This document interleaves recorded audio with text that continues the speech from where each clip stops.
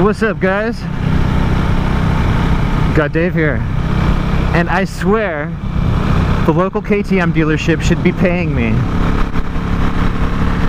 like 20 bucks or 30 bucks every time I go out and ride.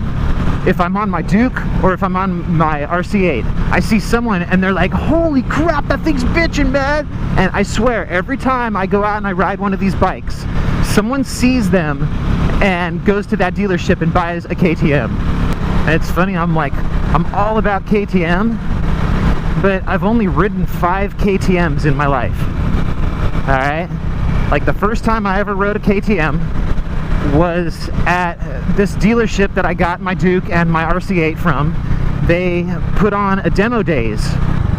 It was actually through KTM Factory, and they showed up with like a giant semi truck, and they had like a ton of bikes, and they had like 5 or 6 of the Super Duke 1290s, and that's the bike that I rode, like that I test rode. I rode an orange and white one of those Duke 1290s, and it was awesome, dude. I had like such a blast. It's like a combination of the RC8 and the Duke 690. You know, it's like the upright sitting position, but then the lower half, like the horsepower and the handling and stuff of the RC8. So at that point, I was sold on KTM. And it's like I said, I would greatly encourage any dealership out there to do test rides, because that is all it took for me to become a customer for life. I'll tell you what, you know, like some people are like Honda guys or Yamaha guys or whatever. Well, it's like, hey, KTM is like the first bike that I tried that I was like super impressed with. And maybe if I would have tried a really fast Honda first, then I'd be a Honda guy right now, because I really love my Grom and I love my CR250, my 2-stroke dirt bike. Had nothing but good luck with either of those bikes. But as far as these street bikes go, man, KTM makes some awesome machines, I must say. I can't wait to see the new 800 that's coming out. They got like a Duke 800. It's gonna be crazy. Look it up online, it's gonna be crazy. So I went to the dealership and I was like, dude, I want to get one of those 1290s, like so bad.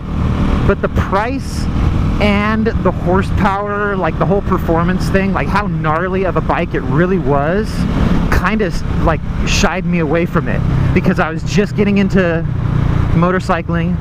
This was my first new motorcycle that I was ever buying new, and I was like, dude, this is like way too much of a bike for me. I need to get the one down, which is the 690. That was the second KTM that I ever rode, was the 690. And then the third KTM that I ever rode was this bike here. And I bought it without test riding it. I sat on it once at the dealership and I was like, wow, this thing feels pretty comfortable. And then that was it, I bought it. I pretty much knew what I was getting, so there was really no sense in test riding.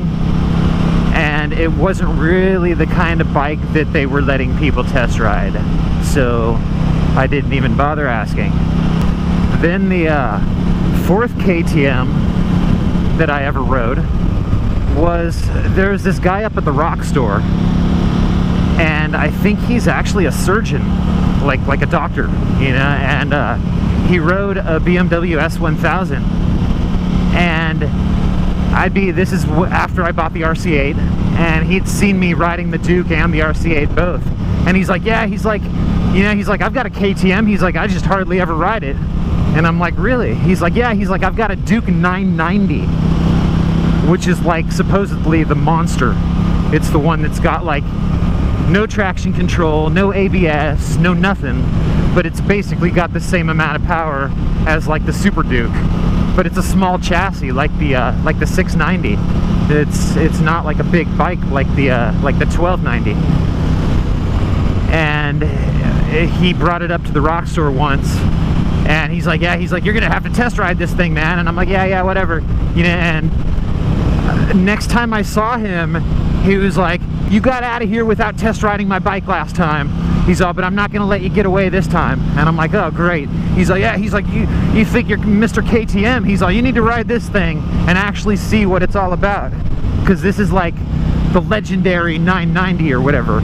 And so I rode that bike, and it was indeed a monster. And then the 5th bike was that Adventure 1290 that I rode. Pretty sure everybody saw the review on that because it got a lot of views on that video.